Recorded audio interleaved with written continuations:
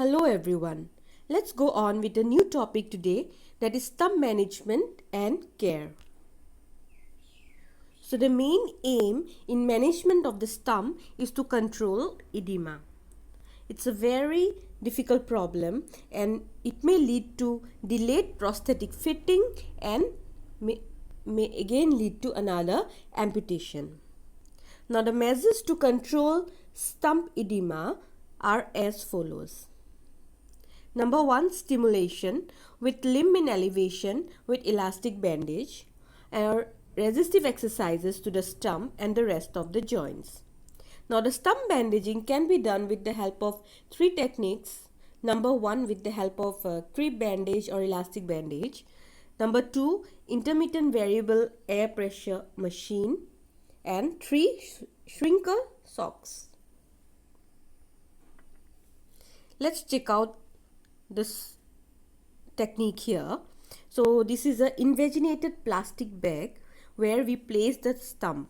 Okay, so the main principle behind it is it provides rhythmically compressing and relaxing pressure, that is air pressure, to the stump, and it leads to reduction of the edema.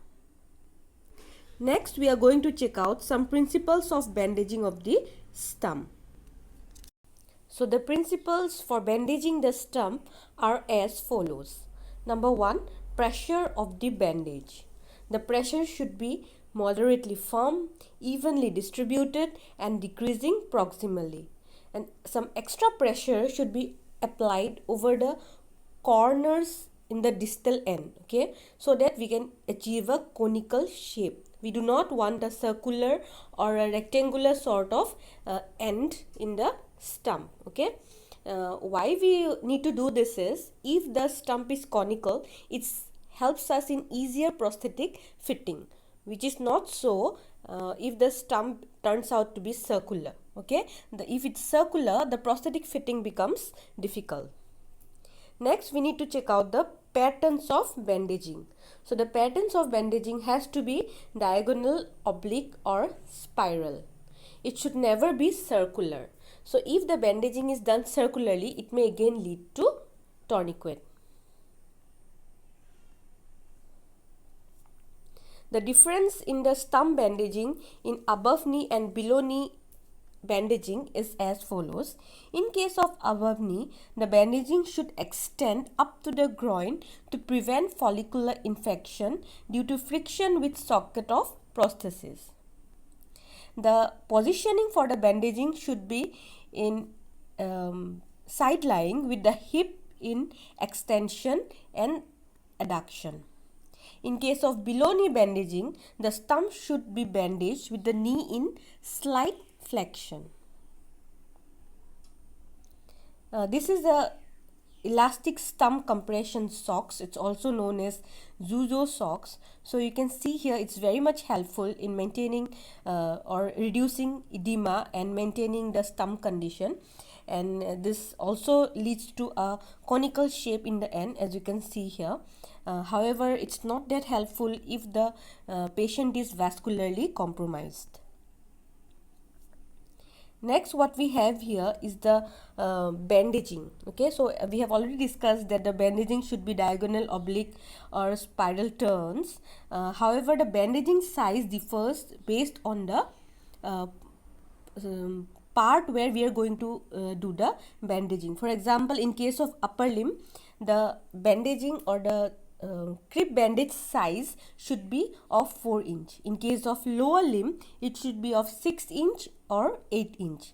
In case of above knee bandaging, we have to go for 6 inch bandages, and in case of below knee, we have to go for 4 inch bandages.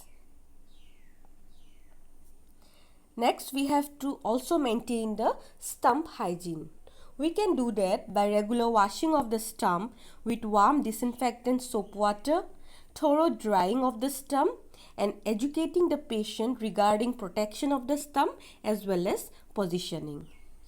Stump conditioning can be done by bandaging that we have already learned, as well as exercises such as repeated sustained isometric exercises, especially to the surrounding muscles, and then we can progress to self-resistance exercises.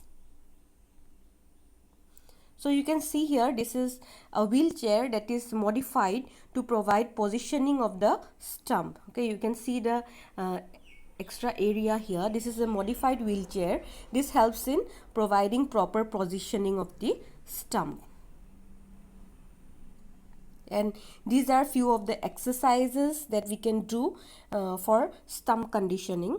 So we can see in A, this is a quad set, so we are just pressing over here, and in B we are bringing it in prone lying, and we are extending the limb. Okay, so these are some of the exercises that you can check out. These are similar exercises, however we have to see the positioning of the patient and follow a well-planned exercise program starting from isometric exercises and gradually progressing to resistance training. So this is all that we need to learn for stump management and care. Thank you everyone.